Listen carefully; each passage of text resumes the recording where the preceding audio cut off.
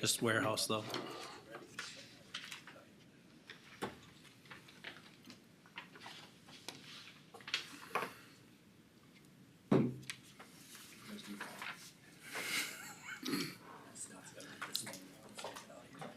Good morning. I'm going to call our Benton County Board of Commissioners meeting to order. If you could please stand for the Pledge of Allegiance.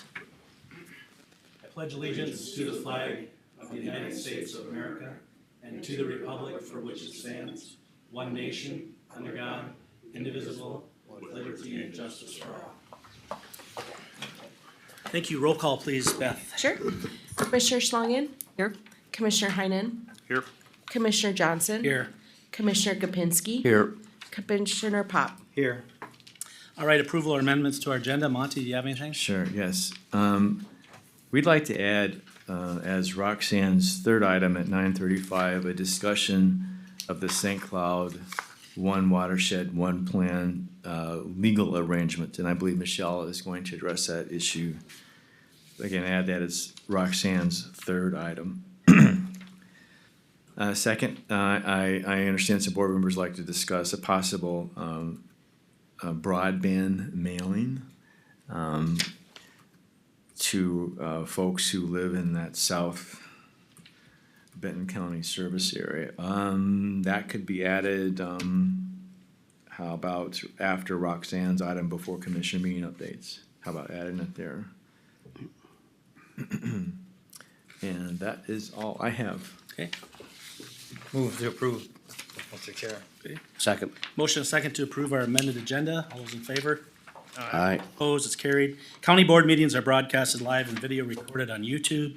Please refrain from speaking from the audience area and come to the podium so that viewers can hear you. County board observes Robert's Rules of Order for its meetings, so please obtain the board chair's consent before addressing the county board. Public comments are generally reserved for the open forum segment or public hearings. However, public comment on other agenda items may be allowed at the discretion of the board chair. As we begin today, please turn off all your cell phones or put them on vibrate. Thank you. Open forum. Beth, we have anybody on the list?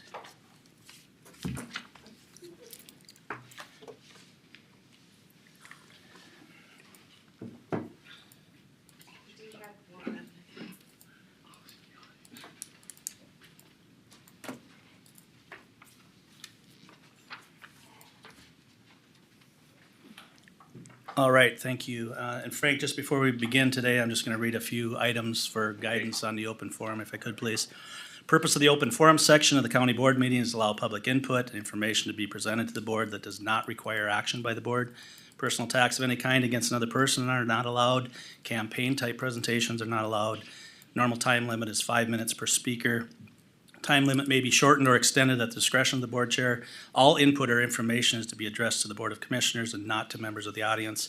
Speaker handouts are public information. The county may take copies of such handouts for the public if needed.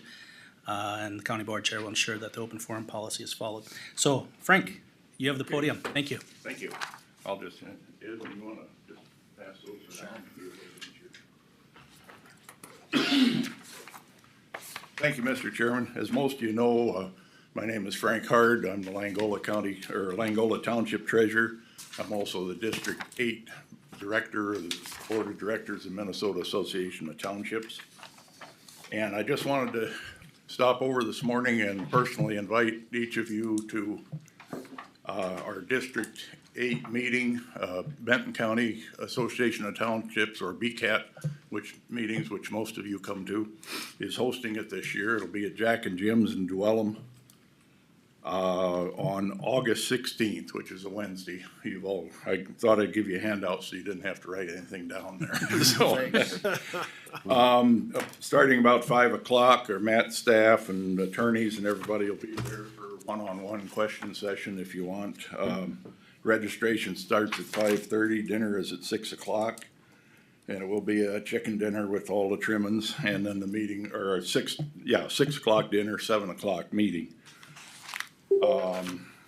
It'd just be an opportunity if y'all wanted to kind of get a listen from the other side as to the township issues. Our ED will be there, our attorneys will both have a presentation, as well as our insurance manager. I have invited the local senator and representatives. Isaac said he would be there for sure. I don't know about Nathan yet. And then also Sheriff Heck is going to have their drone division put on a little demonstration for us if they're not busy doing something else. So you're all welcome to come. Like I say, I just wanted to stop in and personally invite you all. Don't worry about the cost of the dinner. We'll take care of that for you. So All right. if any of you can come, we'd sure enjoy having you. And the second thing, as long as I'm here switching gears, I'm also the president of the Little Rock Lake Association, and I do want to thank you all for approving the AIS grant to run our eco harvester. Last year, we didn't have any plants, the weeds didn't come up, so we didn't really have much time to use it. This year, we did, the weeds are back, so we had a couple minor mechanical issues with it, but all in all, went pretty good, and we harvested a fair amount. We're gonna put in for a lot bigger area next year now that we kinda know how to run it and how to use it. And we actually built a barge to, Jim Rao was running it, and rather than run back and forth to the landing every time to dump it, he found an old bottom of a pontoon and put some metal sides and bottom on it, and he can put, I think, six loads out of the eco harvester on that barge. He's got his own little motor on it, and he just runs it out and anchors it out and wherever he's working with the eco harvester, and saves a lot of time and money, and it's brought it down to basically a one-person operation, except for back in the trailer end, then he just takes it over to his trucks and unloads it, so. And we're working on something what's similar, they used to call a Mormon board. Ed probably remembers that for, just unload it, got a fork in the front, tie it to a tree and just drive up and run. Back in the day, they used to call them Mormon boards, or I used to call them that for unloading grain out of trailers, so. Anyway, that was all I had, and if you want a copy of this, Beth? Yep, we Oh, got you it. got one, Thank okay. you. All right. And, thank you very much, Thank you, Fred. gentlemen and ladies. One comment is that, the district, meeting for townships only comes around about once every 5 or 6 years, so when Benton County Yeah, gets to host it. it's rotated around the county, so it's Yep. every 6 years. Yeah. And I know we've got some similar issues, we're interested in. Transportation funding obviously is one, broadband, so, it's just a chance to listen to the other side, I guess, and see what our issues are, so. Very good. Thank you, Again, Frank. thank you Appreciate very the much. invite. Thank you. Thank you. Thank you. All right. Move on to consent agenda, items 1 through 5. Move approval. Second. Okay, motion is second to approve our consent agenda, items 1 through 5. Any further discussion? Hearing none, all those in favor? Aye. Opposed? That's carried. Thank you. Monty, MCIT presentation. Sure. Kevin, right? Yes.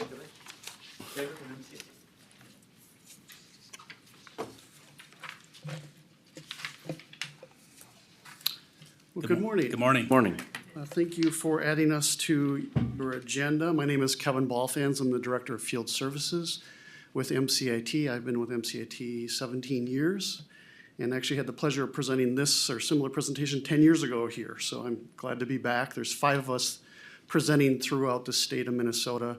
We go to each of our county members every other year to present a similar update type of presentation.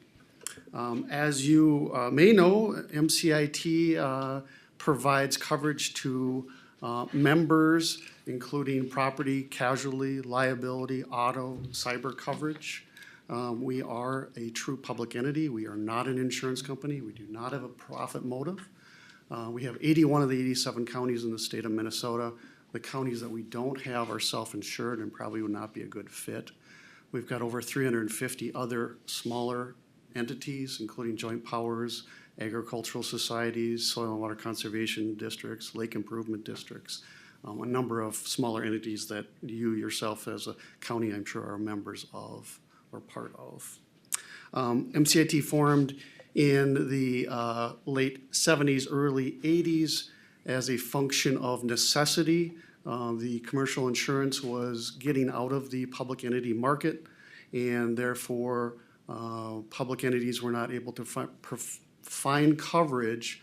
And if they could find coverage, it was not at a price that was acceptable. So pools throughout the country were formed, including here in the state of Minnesota. There's a county pool, there's a city pool, there's a township pool.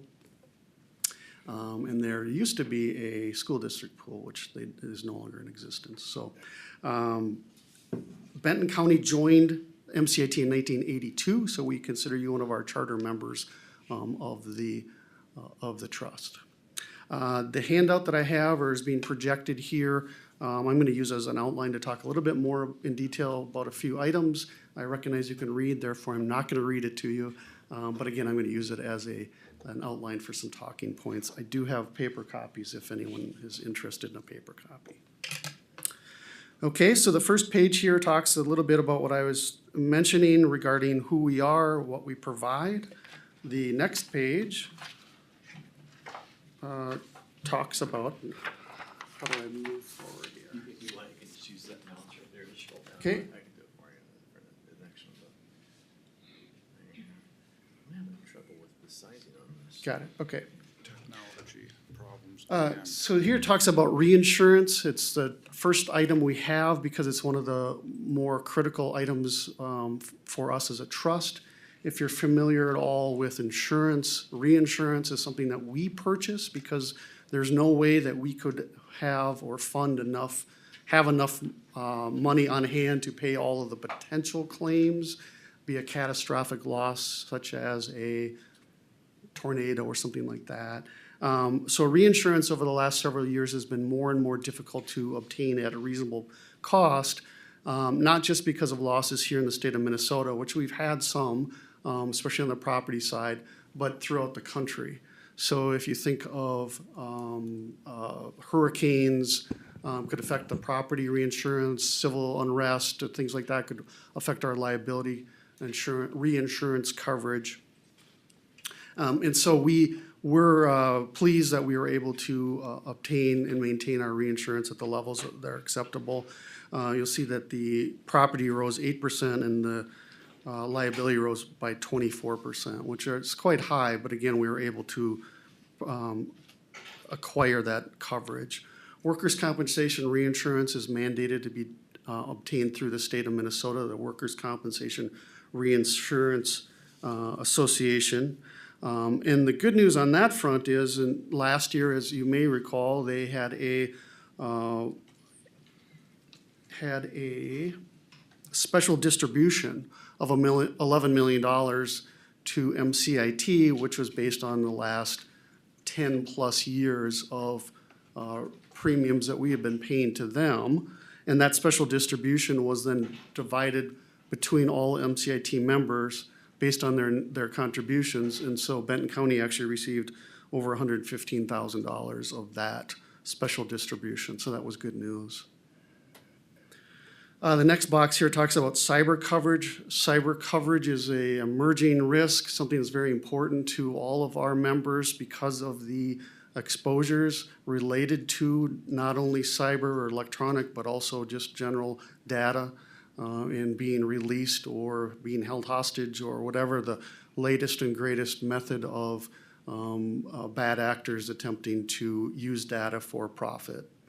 Our cyber coverage partner got out of the cyber business, not unlike, as I mentioned, in the early 80s, late 70s, early 80s, where commercial insurance was exiting the market for municipalities. They have started to exit the market for cyber coverage because they're finding it's not as profitable as they would like because of the emerging and changing risk. Our board chose to provide higher levels of coverage internally, and then we're able to purchase reinsurance for the cyber limits. So that's good news. The middle here talks about some cost containment measures. As you can imagine, like you, we are attempting to be good stewards of the taxpayers' dollars and have several opportunities or things that we do to try to help contain costs, including recoveries where appropriate, This also talks about medical review and pharmacy benefit, which are all, again, ways that we are able to cut our costs down, but yet still provide the services needed to not only injured employees, but to try to make our members whole in the event of losses. The yellow-orange box here talks about dividends. Dividends are something that are returned to members when it's determined to be fiscally sound and actually sound and fiscally prudent. Dividends are very separate from a contribution. Those are very separate discussions. We don't look at raising our contribution or rates in order to give a dividend. Rather, we set our rates based on what we could reasonably expect to pay to cover the potential claims. Anything left over is then potentially returned as a dividend. And last year, the MCIT board had $7 million dividend on the workers' compensation division. Benton County's was just over $91,000, which is, again, positive news. On the property casualty side, a dividend was not given. That's one of the first years that we have not done that. Again, that plays back into some of our higher cost as related to reinsurance and also losses that we incurred or our members incurred due to weather-related incidents. The blue box is a little diagram that talks about aggregate rate changes. You'll see that the orange section talks or shows how property casualty rates have gone up over the last several years, whereas on the workers' compensation side, they're actually trending downward, which is positive news, at least on the workers' compensation side. Moving on to the next page. This talks about our aggregate workers' compensation claims by department. This is for the trust as a whole. You'll see the sheriff and jail operations are both the most frequent and severe in employee injuries, which is not surprising based on the amount of or the types of things they're doing and the fact they're 24-hour operations. The next is highway with 11% of our frequency and 18% of our severity. Again, that's not surprising based on the types of work they're doing and the fact that it's 24-hour operations. Those of our members at hospitals and nursing homes, that's what rounds out the top three, again, frequency and severity. The box on the right-hand side, the orange-yellow box, talks a little bit more specific about workers' compensation claims as related to Benton County itself. If you're familiar with the modification factor, that is a factor that is determined based on the frequency of past injuries that a member has experienced and the severity of those injuries. And based on that formula, we determine what the contribution or what we need to collect from our individual members is. Benton County's modification factor is 0.871. Anything below 1, which is considered average, is good. Therefore, I'm happy to report that you have a good or above average modification factor. And you'll see that that has equated to over $23,000 in savings for the policy year for the county.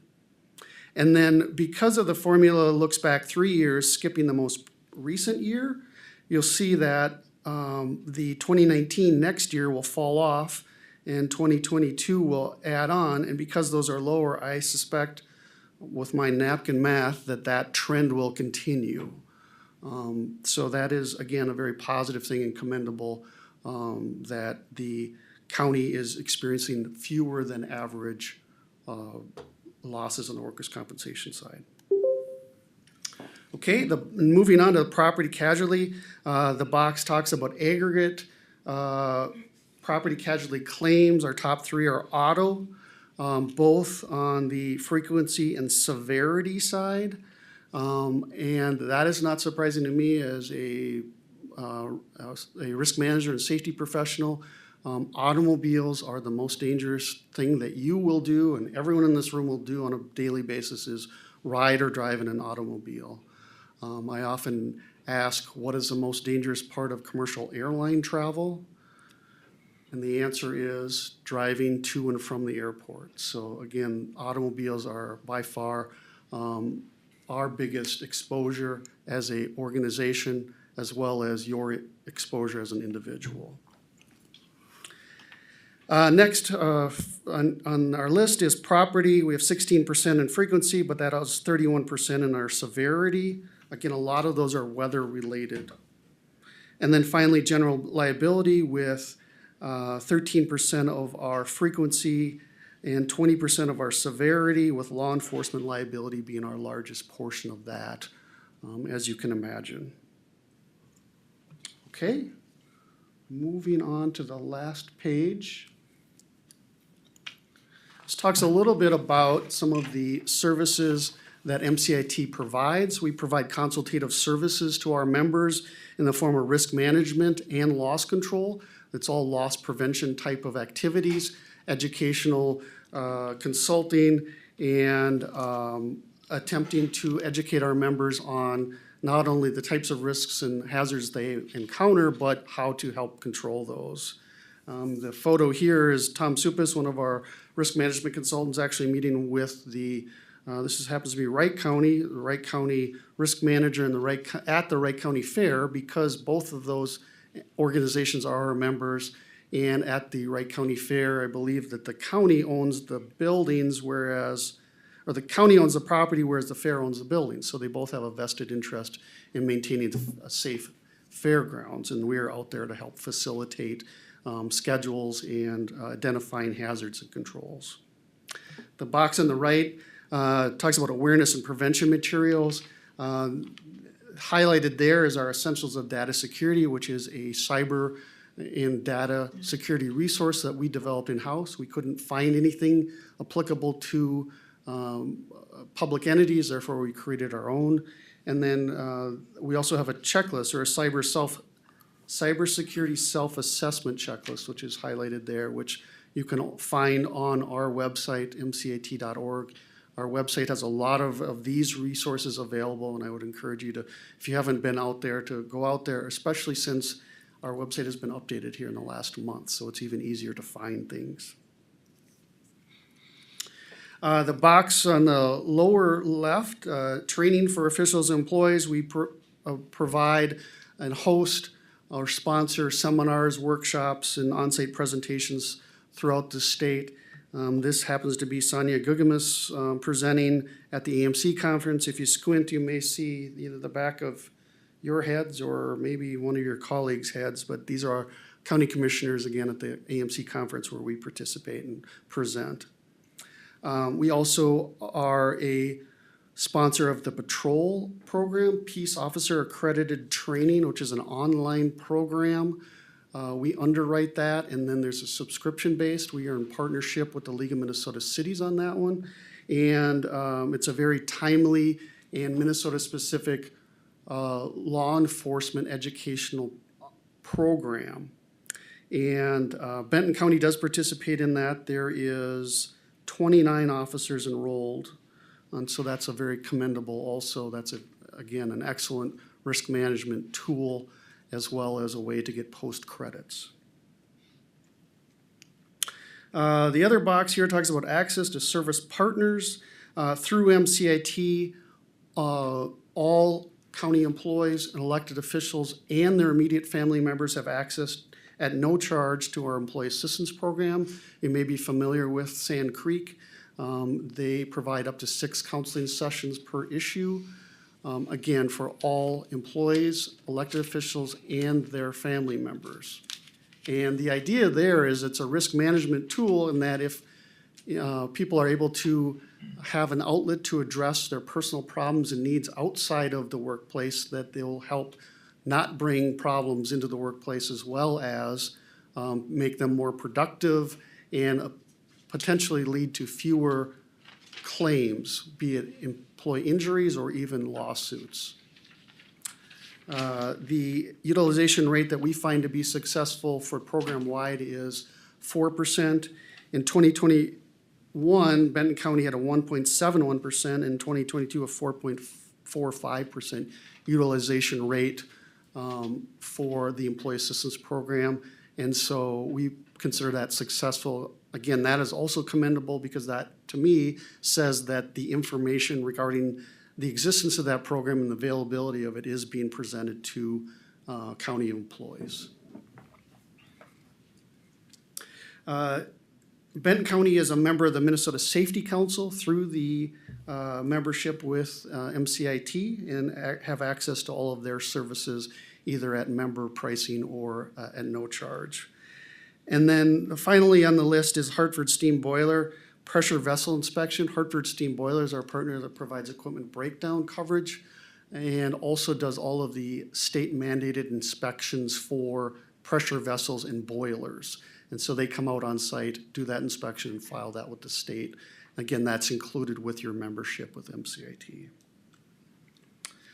Finally, the items we have listed for commissioners, which are we encourage you to do, is learn how coverage applies before making decisions. Having contracts reviewed from not just a legal standpoint, but also a risk management standpoint. We can provide help and assistance with that to point out things that may not be written favorably in regards to a risk management aspect. We encourage commissioners to support safety initiatives at all levels within the organization, attend training, and engage MCIT as appropriate. That's what I have for you this morning, so. Thank you, Kevin. Just one question that came to mind for me is, you talked about your reinsurance. Is that through just one entity, or do you have multiple? Yeah, so we have reinsurance? multiple. We use a broker that annually shops the coverage. And so this year, and actually for several years, we've had Travelers reinsurance for our property.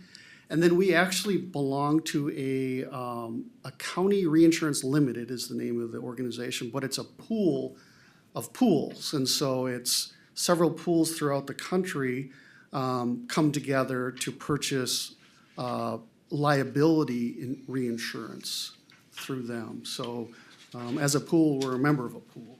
Okay. And then, as I mentioned, the workers' compensation coverage is mandated to be obtained through the state program. All right, thank you. Members, any questions for Kevin? Anything at all? Good presentation. Thank you for the presentation. Thank you very Have a good much. day. All right, we'll move on. Chris Bird, consider the special road use permit, Gilman Creamery 100-year celebration.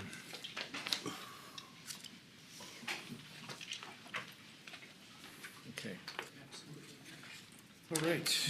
Good morning, Commissioners. Good morning. So this permit is one that we receive from time to time, and usually it's on the agenda as a consent item. But most of the time, it's a town festival. Classic example is Foley Fun Days. Applies for the same permit, and it's a long-standing event with little to no issues, and they have traffic control plans in place and everything. This is a little bit different. It's the Gilman Creamery is celebrating 100 years in operation, and they'd like to close down one of our county roads. It's actually CASA 5, kind of in front of the ball field area there, if you're familiar with the city of Gilman. They want to close it for an evening or night. I would like to report, though, we have since received the permit fee. Our fee schedule says this is a $100 permit, and we did receive that fee via check late last week from the applicant. So that was one of my concerns, if you wanted to waive the fee, because we typically do waive the fee for municipalities. That example I used of Foley Fun Days is usually a representative of Foley that's making that application. And I think boards of the past have deemed that that's a benefit of the community, but this is more geared towards a private business, so to speak. But yeah, so there's a consideration if you want to accept the fee or waive that. And then if you're okay with the event happening and closing our county roads for a portion of time, yeah, the board's approval would be needed for this permit. All right, members? Mr. Chair, so Chris, you said this is a private business that wants to run this? Have we in the past? And I say that because it's not a municipality or another local government making that application. So So in maybe the- private business entity is not the right term, but it's not a municipality making that. And historically, we've waived for municipalities, but we haven't waived the fees when it's not a municipality making that application. Thank you. Mr. Chair. Well, it's a co-op and a huge portion of Benton County residents do business there, not only agricultural people, but, they stop in there. I mean, I was in there here a while back and they got groceries and milk and everything else. So I would suggest we waive the fee and we let them close the road. Mr. Chair, I just wanted clarification. That's all I wanted. I agree, Commissioner Pop. I'm gonna move that we waive the fee on the Gilman Co-op. I'll second it. Okay. Any other discussion? And allow them to close the road. And allow them to close the road. Thank you. Thank you. I was gonna ask for clarification. The permit is approved. Thank you. so. I'll Permit's second approved that. with the waiving of the fee.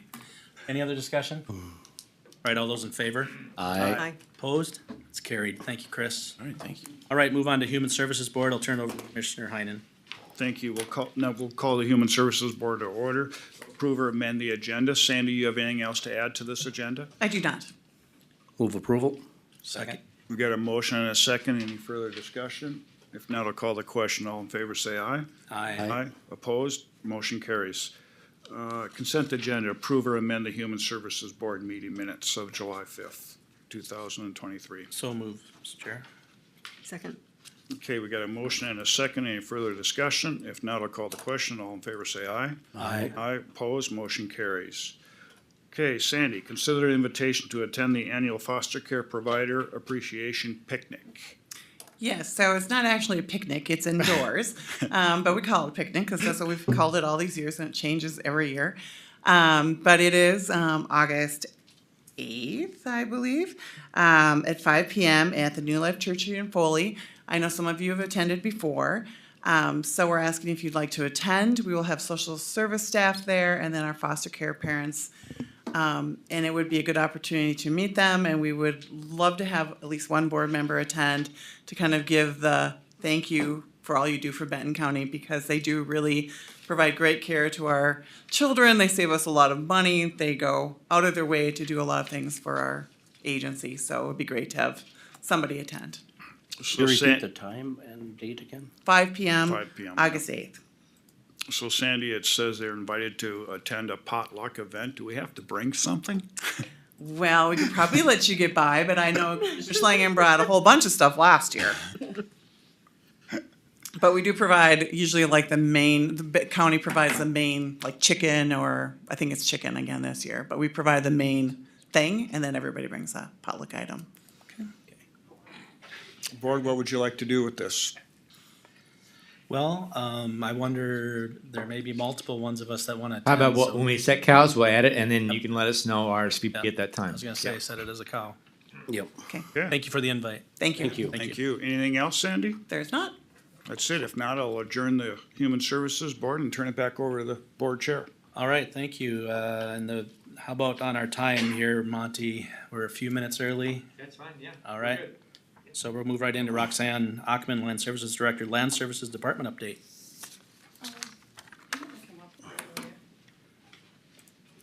Good morning, Commissioners. Morning. Morning. Just wanted to give you a couple of updates, and I've got Brian with me here to give a little bit of an update on the tax CAMA and some things that are going on in the Assessor's Department. Last year, we were approved, well, actually for the 2023 budget, we were approved a appraiser position. And then those funds had to be used for other sources, things going on in the county. However, we had one of our local assessors let us know that they were not able to complete the 24 assessment for this year. Well, so starting this year, and so the county itself has to, by statute, take on those assessments. And so we've had to move forward with hiring an assessor an appraiser for this year. That being said, with Steve Barenbrinker's retirement coming up next year, that leaves 2 positions that we now need to fill. And so this is sort of a heads up that come budget time and those policy issue requests, that we will have to bring forward the request for another position. And this is because of the fact that the county is responsible for making sure that these properties are assessed. So there's really no way around that, but we can get into that in more detail during the budget presentations in August. But I wanted to bring this to your attention immediately, because this is something that just came up very recently. Commissioner Pinsky? Mr. Chair, Roxanne, on this, I mean, it's not a complete hit because we do pay these outside people to do Yes. this. So it's not, Yep. it's not a one-for-one hit is what No. I'll say. No, we do take in funds from each of the townships that we're completing this for. So there is that revenue source. But it's not a one-for-one. Yeah, okay. So Right.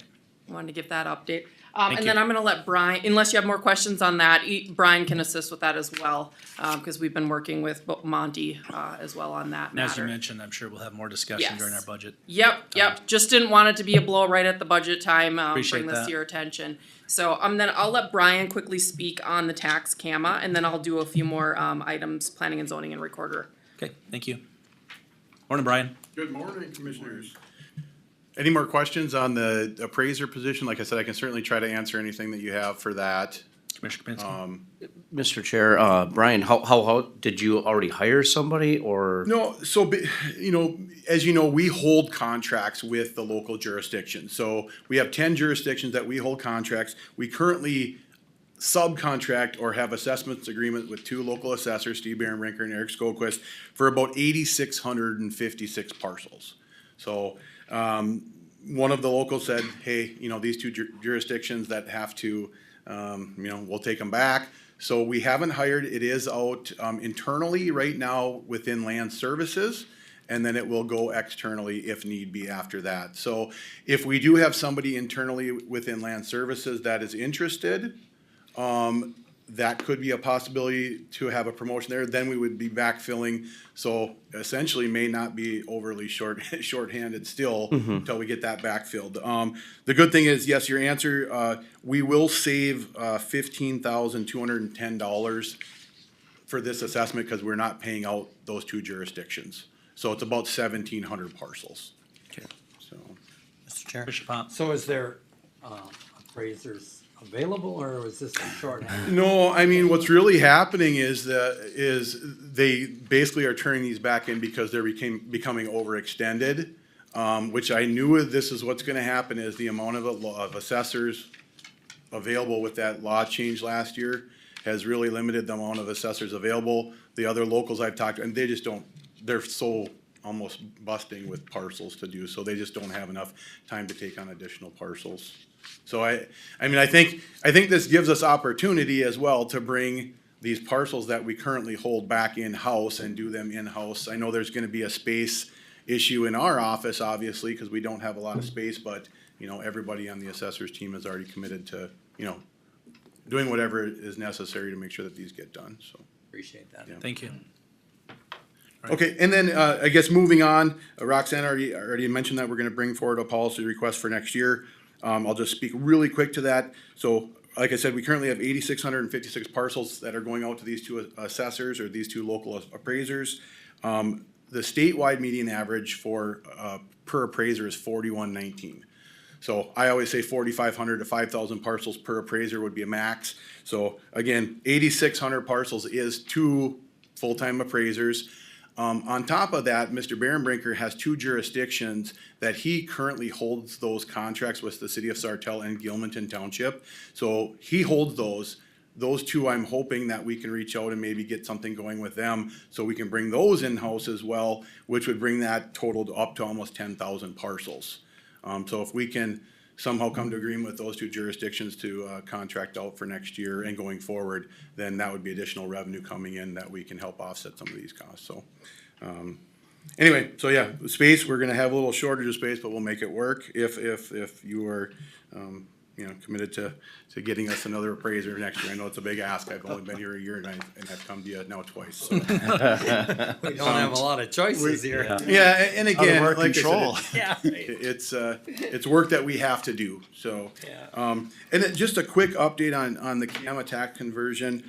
I did email over the master services agreement and the data cloud solutions and Apex contract information over the attorney's office for a quick review. I hope to hear back soon. Christine and I both attended the Avenue extension at MCCC on July 5th. One of the things, it's not finalized yet, but we know that the bones are there to have an extension through 2025 and an option for 26. There's still a little bit of fluid on the pricing and everything like that, but we know that the costs are gonna increase pretty substantially. One of the things that both Christine and I had brought to that meeting was that we were asking for MCCC to look at additional ways to offset those increased costs. There is money in their enhancement fund for both CAMA and tax currently. The tax has about $1.2 million that all the counties have put in. So I said, it would be nice to have a ceiling of what we're gonna be charged for those last counties that are that are on those Avenue contracts. It'd be nice to have a ceiling, and then maybe some of those funds would come out of the enhancement fund to help offset costs for those final counties that are still remaining. So as far as a timeline, we had heard 24, then we'd heard 25, so it's a little bit fluid at this time and not certain. But right now, it does look like there's a possibility of 24 yet. So we're just gonna move forward at full speed as best we can. And I guess we're kind of a little bit subject to whatever the timeline is that Tyler gives us, because there are about 15 counties that have already committed to moving over with Tyler. Brian, do you know where we're at on the list with Tyler of the 15 counties? I mean. Well, we haven't signed yet, so Right. we're basically, the other 14 have already signed. Okay. That's what I was But wondering. again, what's happening again is with the way that they have 3 teams that are implementing all these counties, and the way that they're doing is they're trying to have their implementation team that was Avenue CAMA, Avenue Tax do the same ones, so that they're familiar with them. So if they're on a different tax program or different CAMA, they're using different teams for that.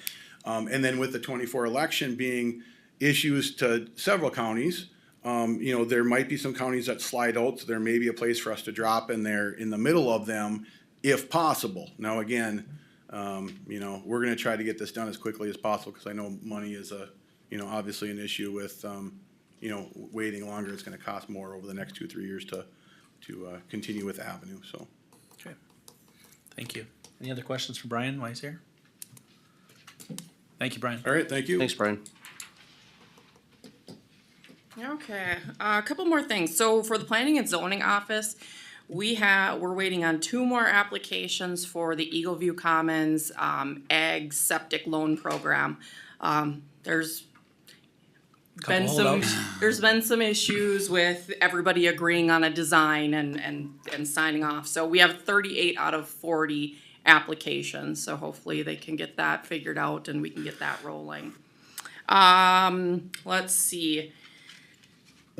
Later on today, we'll talk about the cannabis use ordinance, but after that, probably this fall and into winter, Michelle and I will start working on zoning, time, place, manner, large exhibition ordinance, and then registering it through the county. So we'll move into that this fall and winter. There'll be a couple of code updates that I'm working on, just a few things that have needed to be updated for a time now. So probably time to get rolling on a few of those updates. And then the recorder's office is looking at adopting a credit card use in their office. We need to first get our Triman master service agreement signed off on. Hopefully that will be coming to you in August, and then we'll get the credit cards working for Land Shark so that title companies, all of those people can go online and not be billed individually for each document and use. This way they can go on, use their credit card and proceed, so a little bit easier. And then Triman will hold the agreement with the credit card company, so we won't be responsible for that liability. So that's what's happening in land services. All right, thank you.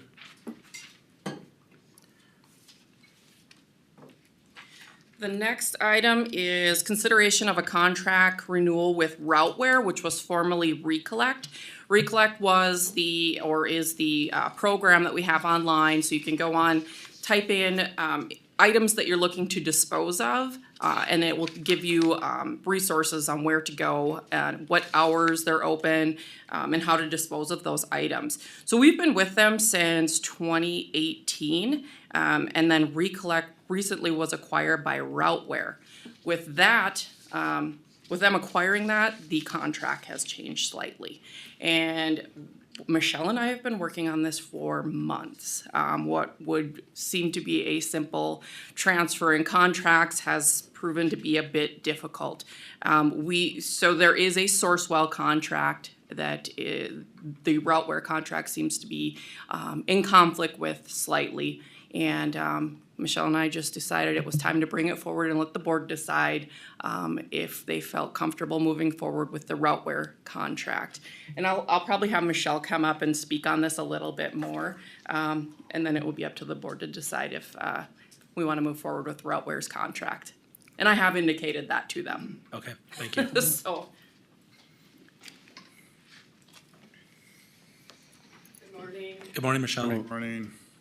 All right, so as Roxanne said, this has been a challenge. You would think with a CPV or corporate purchase venture agreement, we wouldn't have these issues. But we have negotiated quite extensively. I think we've gotten way closer than where we started. And there's still some things that are problematic, but probably not, fatal to the agreement. They did resolve a lot of the issues regarding, prompt payment, venue, let's see, the records that we need to have. The one place that kind of remains is the indemnification clause. Sourcewell has an indemnification clause in their agreement that's much more good for the county, improper grammar, sorry. But they have modified that with their agreement. So technically, in the Sourcewell agreement, any vendor of services cannot have terms that are contrary or less advantageous for the county. So I think down the road, if there is an issue, we would be able to make that argument. The one thing that was problematic for me was I asked them to acknowledge that if there's any conflict with the terms of the Sourcewell agreement, that the Sourcewell agreement would rule the day. Unfortunately, they were unwilling to put that in there. But like I said, they have addressed a lot of the issues. The insurance amounts that are in the Sourcewell agreement should govern, so those meet our minimums. They didn't add the latest regarding cybersecurity, so that was one thing I did ask to be added, but that was not. And let me see. I think there was a limitation as well on how long we can bring a claim. Typically you get 6 years, they're limiting it to a year. So that would be another item, but otherwise we did try to work through all of those issues. Any questions? All right, thank you, Michelle. Any questions? Roxanne, maybe a question for you, but other vendors that are available besides this, or is this kind of one of those things where they've got a hold of the market? It's the only one that I'm aware of at this time that does that. Additionally, it was quite an effort to get this set up. We had to populate essentially their program with all these materials and then source exactly where they could be disposed of. So it was quite an effort to get this up and running. And then how does their annual fee that's proposed here, the 6503 roughly, compare to in the past? I don't recall the dollar amounts. It's almost identical. Oh, okay. All Yep. right, thank you. Commissioner Finsky? Mr. Chair, Roxanne or Michelle, what are other counties doing? Are they renegotiating this or what? They sign without reading. Okay, then. All right. Okay, yeah. Yeah, no, we have reached out to ask other counties, did you sign this? Do you bring this to your county attorney's office? And most of them just sign it. So, Michelle, one more question for you. If you had to pick one item that's problematic, which is it? Probably accepting out some of those indemnification claims from their limitation of liability. Okay. Which we see often, in these types of agreements, so. Okay. All right. What are your wishes? Well, we don't have a lot of choices. I tend to agree with Commissioner Pop. I mean, I appreciate the work on this, Yeah, no but kidding.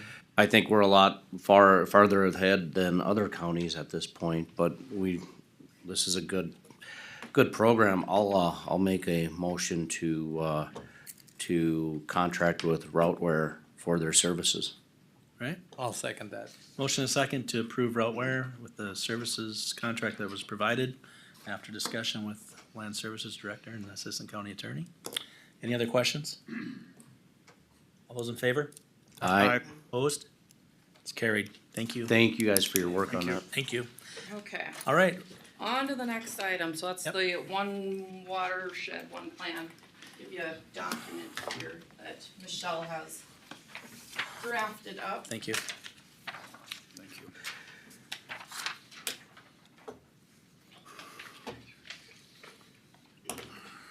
That's just-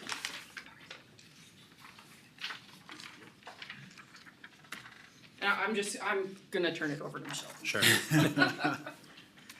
All right, as you are aware, we are working on the St. Cloud, Mississippi One Watershed, One Plan. It sounds like the planning process, as I heard from Jerry yesterday, is going well. So I'm pleased to hear that, but because of everything that took place in the beginning stages of that planning process, they're asking us to kind of get an idea of what we want to do going forward regarding the organization of the implementation phase.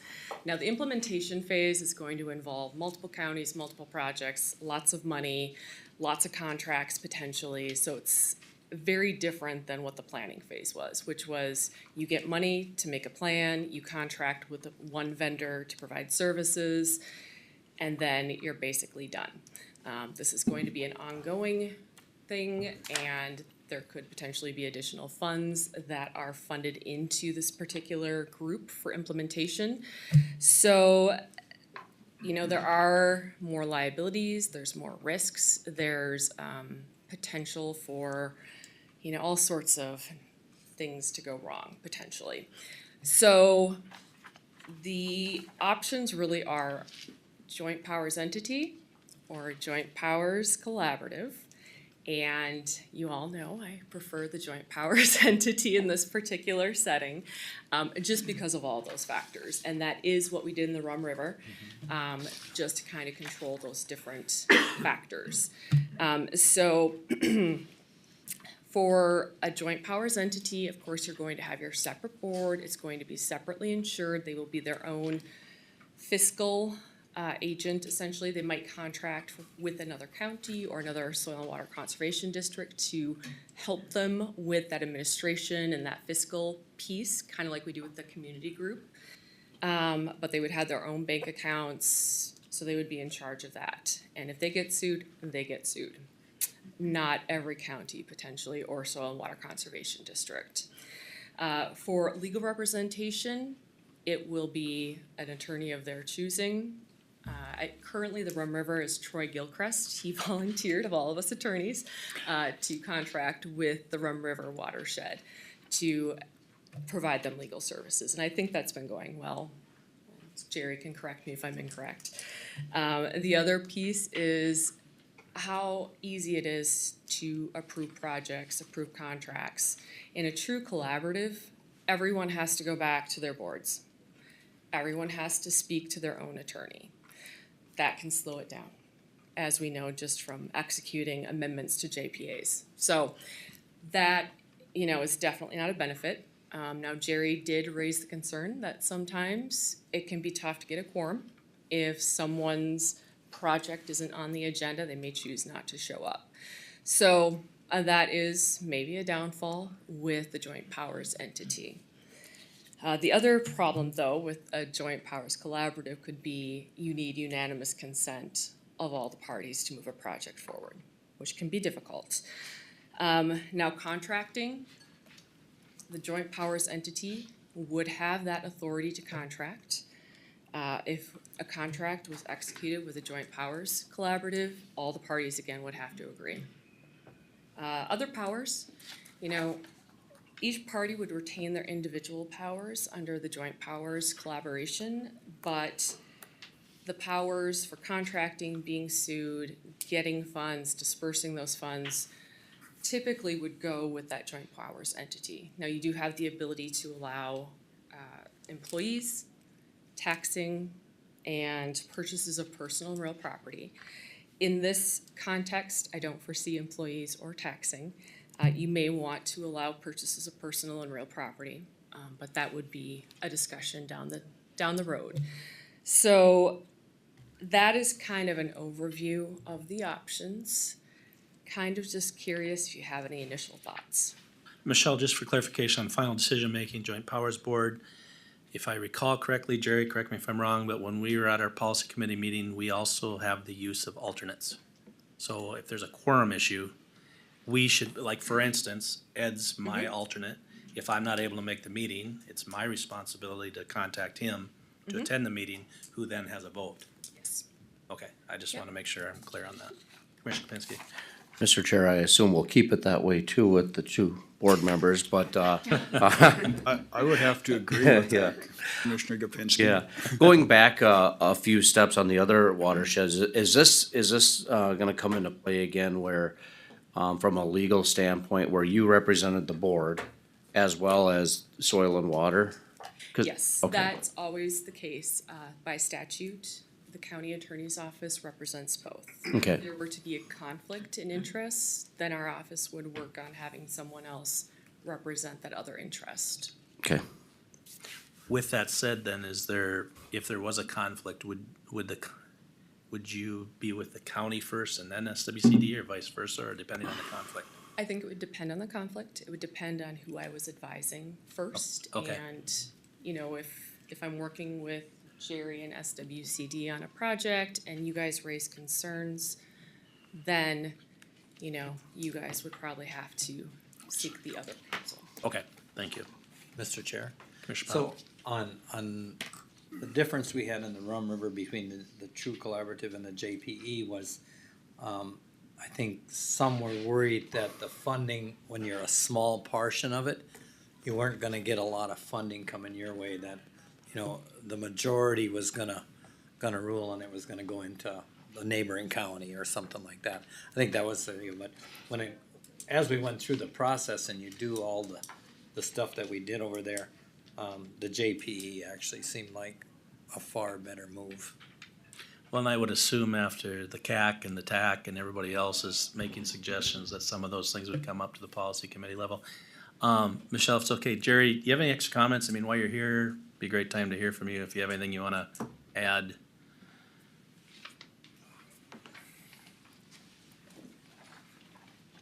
Good morning. Good morning. morning.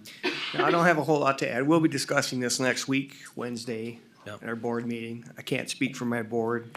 My personal observation is, the joint powers entity gives you, less risk. And when you're dealing with such a large group of, people, and you're one voice, you have one vote, you know, our board is probably gonna wanna go with the joint powers entity.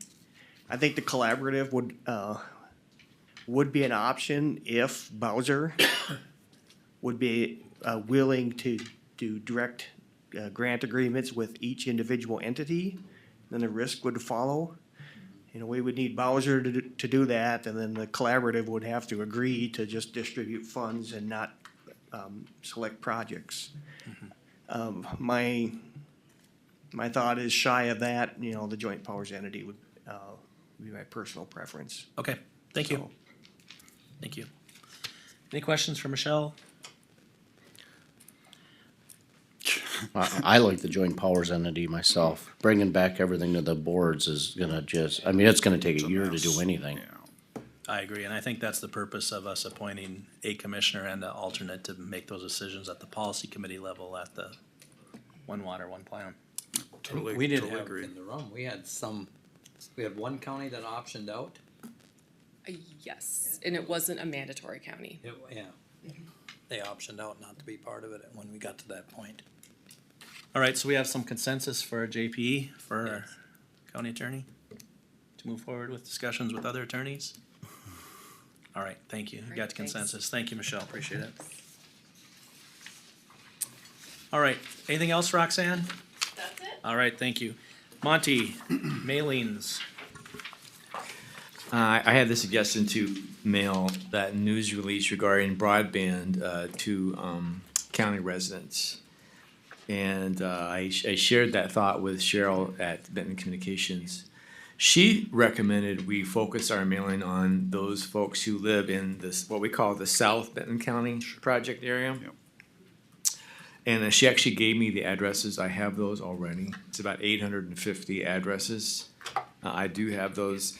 I requested an estimate from our printing source late last week, and I regret I don't have an estimate for you yet. They gave me the estimate for mailing is about $280 to mail, but I don't have the estimate on actual producing the flyer and the trifold and printing it, getting out the door. Okay. So I'm sorry, I don't have an estimate on that cost as of this moment. So Bring up your thought. Mr. Chair, Yeah. a couple things. I know that Scott or Commissioner Johnson and myself talked a little bit, but one of the things that I was considering is maybe that's something in partnership with Benton Telephone we could do. well, I know they're already doing their own mailings. Yep. To all these addresses. So you mean in other words, perhaps a cost sharing arrangement Yeah. on that? Yep. Okay. The other thing is maybe we should time this a little bit better to when they're gonna be in that area, cause it could be a year out. And if That's we a do good that point, now. right? If you mail it out a year or two before they even show up, people would have forgotten by Yep. then. You're right, timing could be important, yeah. Commissioner Pop, did you have a comment? No, I just, with the partnership that we have there and the money that's involved, I think it would be money well spent. We heard that, they need an X number of percent in order to make this work for Benton Communication. I think, they've been a good partner and we should do everything we can to help them get to that percentage. Okay. Yes, I agree. And where would the funds come out of? Probably. I think we could use the ARPA funds. I mean, it's in my opinion, it's promoting broadband, it's connected to broadband. I think ARPA would be totally appropriate for this purpose, yeah. Okay, thank you for Any other that. thoughts or come to some consensus? Do you want them to reach out to Benton Communications or just move ahead? What would you like to do?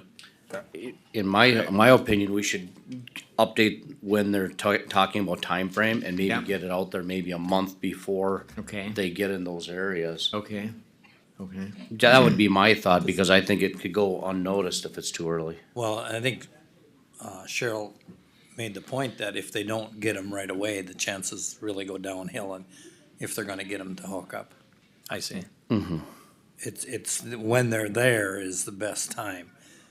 Then if they have to go back and dig in and all the other stuff. Yeah. So but we would rely on them for a time frame. Yeah, I would rely on them. And then what about the question of a partnership with them, or are we just gonna I do guess this? my preference would be because of what they're doing and what they've done, I just county fund it ourselves. Okay, I'm good with that too. And that would be my recommendation too, is that they put a lot into this already. Right. I think we can afford to go. Show a little gratitude and thanks. sure. Commissioner Schlangen, you okay with that? Yep. All right. So Monty, I guess the consensus is to line up timing with them and that we'll flip the bill here on getting this Okay. mailed out.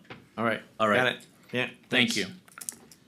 All right, move into commissioner meeting updates. Anybody like to start? Sure, I can. Okay.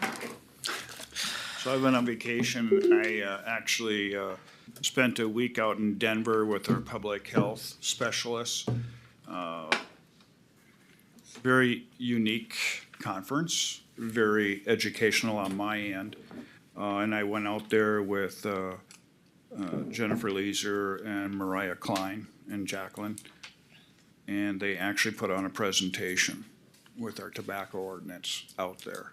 And it's a national conference, NACHO, National Association of Counties and Cities Health Officials, is what that conference was. And their session was very well attended and a lot of questions, and they did a great job, really good job. And then also I had to do a phone call or a Zoom call with the city of Sauk Rapids, right, Commissioner Gopinski? Mm-hmm. Yes, you did. Another interesting conversations. That's all I had, thank you. All right, Commissioner Schlangen, you ready down there? Yep. We went to the broadband installation at the house out here by Foley.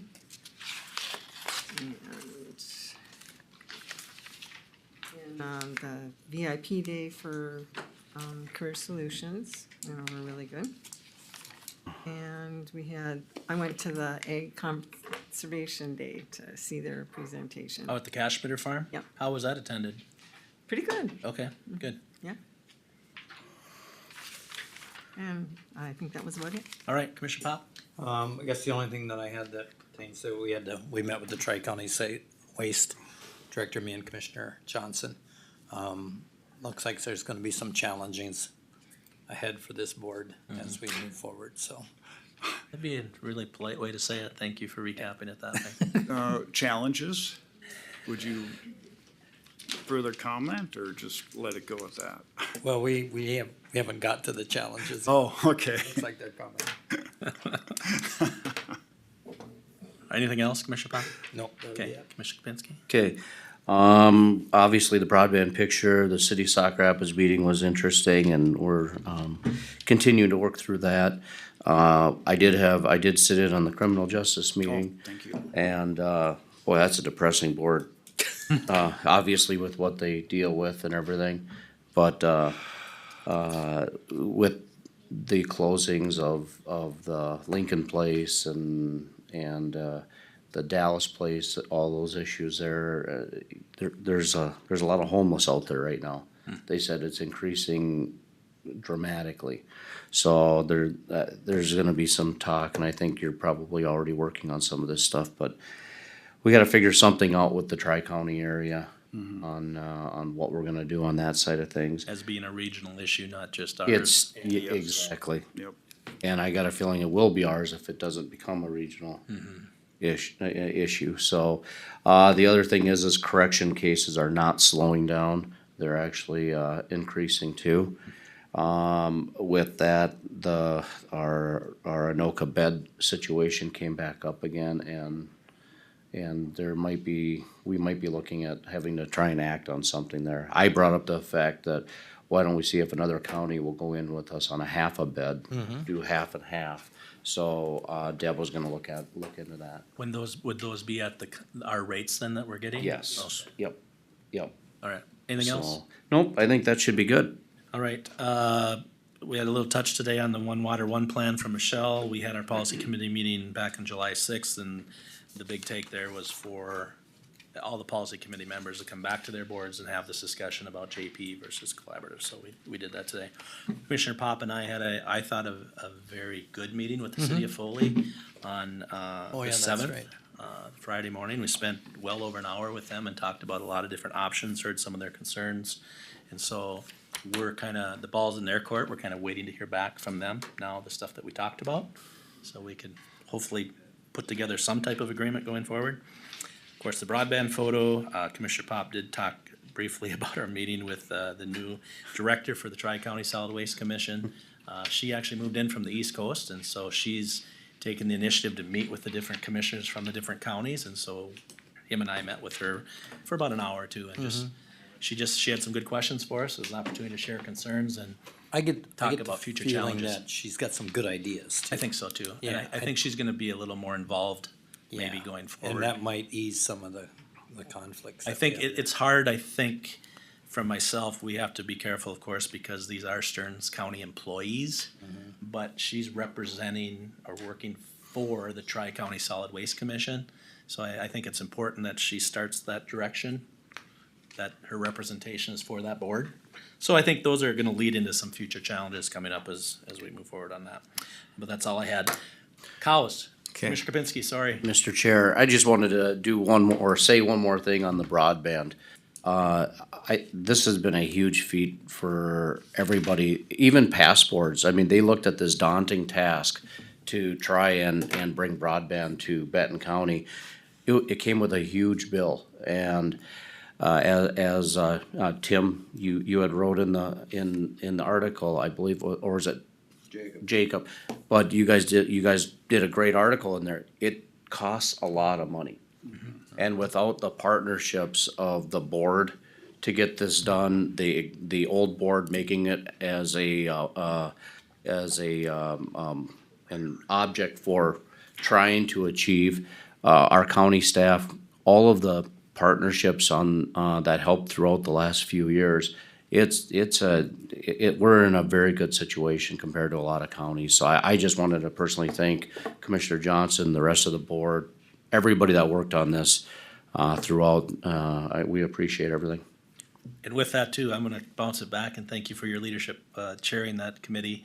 And thank you to the rest of the board because allowing us the ability to go out and, there was a lot of negotiations, a lot of talk, a lot of stuff trying to get figured out. And so we really appreciate that support. Lots of 'cause we- meetings. We never really had a concern that we weren't gonna be backed up and that's very helpful, obviously, as you well know, trying to do stuff on committees. Commissioner Heinen. I appreciate Commissioner Gopinski with his expertise, in this service to direct us in the right direction. And we were fortunate enough to have some ARPA money to deal with, so that obviously. It made a probably big wouldn't difference. happen without the It ARPA. probably would No, not it have. would not have. Yep, no, that's so true. So- Just like past boards, we always try to figure out how we're gonna fund it. Sure. Where are we gonna fund it? And of course, to be clear, it's still taxpayer money, but it's at the federal level instead of 100% local levy, so. And one of the big, I see in, Mr. Ebnett come in, one of the biggest pieces in this is the townships. I mean, the townships partnership and commitment, whether that was letter, financial, everything, means a ton to this whole process. So we thank all the townships. All right, we'll move on to the cows. I had. Okay. Sorry, Monty, Commissioner Schlangen. I was at the Career Solutions, meeting also, and they talked about, did you get the update on them, I suppose? Yes, but I can't speak on it. Okay, so, yeah, they, have a new auditor that they're working with, and then still trying to deal with how to work with deed to get everything, in their programs all coordinated, so. Okay. They seem to have a conflict with, Okay, but one of our, members went to be in charge of deed down in the city, so we're hoping to have better communication. okay, perfect, thank you. Then I was at the Minden Township meeting also, and I'm not sure if you wanted to enter, comments from commissioners, but, there was a fire, at one of the solar farms, and it was right on, County Road 3, out past Golden Spike, out in that area. And the signs on there to show who to call for an emergency, the numbers were not able to be contacted. So that needs to be addressed for fire issues. Okay. They didn't call 911 or, That would Oh, yeah, seem- they called 911, but they couldn't contact the company? solar company. oh, okay, Cause they've always been sold off and sold off. sure, they're not updated, okay. Interesting, all right, anything else? No, I think that's it. All right, thank you, Monty. Okay, first off, I understand that there's a possible desire to change the schedule for our budget presentations. Currently, we're scheduled for Monday, Tuesday, Wednesday, the 21st, 22nd, 23rd. I understand that potentially we need to cancel.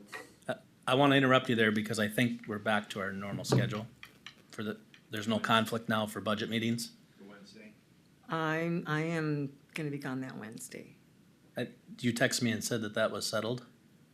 There's, the court is settling that day, and I'll be out in Watertown that day. Okay, I didn't understand that. So you still would be absent the I'll be 23rd? going. You'd still be absent the 23rd? Yeah. Okay, So one option could be, you're currently scheduled for the mornings of Monday, Tuesday, Wednesday. One option could be is you add in the afternoon of Tuesday, the 22nd. So done with it. We did that actually last year. We had budget presentations. It was Monday morning and all day Tuesday. That's an option. It could be all day Monday or all day Tuesday. preferences? I would recommend Tuesday. I would too. Okay, so Monday morning and all day Tuesday?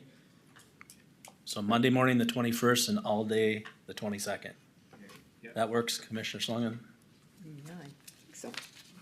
We'll obviously have a break for lunch. Yep. Yep, Cause the 23rd was the conflict, right? Yep. for Wednesday, yep. So Monday morning, all day Tuesday. All right, Alrighty, next would be, the district, township officers meeting that Frank mentioned. I believe that's Wednesday, August 16th. It begins at 5 p.m. It's at Jack and Jim's in Rome. Okay, Okay. Then there's the foster care provider appreciation event. That is August 8th, 5 p.m. New Life Church. They do ask for RSVPs for the foster care provider event. Do we have a sense that we might be able to attend? I'd like to be there. Commissioner Heinen, I'll be out of town. Okay. So Commissioner Kapinski, Yep, I can make. so four of us, I guess. Okay. Yep. You know, I also see, Frank has left. Frank in his note here says he would like RSVPs for the township meeting as well. It sounds like to get a count for dinner. Again, that will be on August 16th, 5 p.m. Jack and Jim's. I'm planning on attending. So we noting Beth, Commissioner Johnson. I'll have to check with my husband, it's his birthday. I have tentatively, I have a conflict I right now. should be able to, but it is a month out, If something comes up and just Yep. let Beth know. Yep. Sure. Just Okay. let Commissioner her know Pop? if you decide I can't, I gotta be in Bemidji for AMC that night. So as of right now, the two of us, I guess. Put me down as. Oh, three of us? Yeah, Okay. put me down and I can check my schedule when it gets closer. All right, moving right along. Should get on your calendar, the AMC Fall Policy Conferences, September 13th, 14th, and 15th at Arrowwood in Alexandria.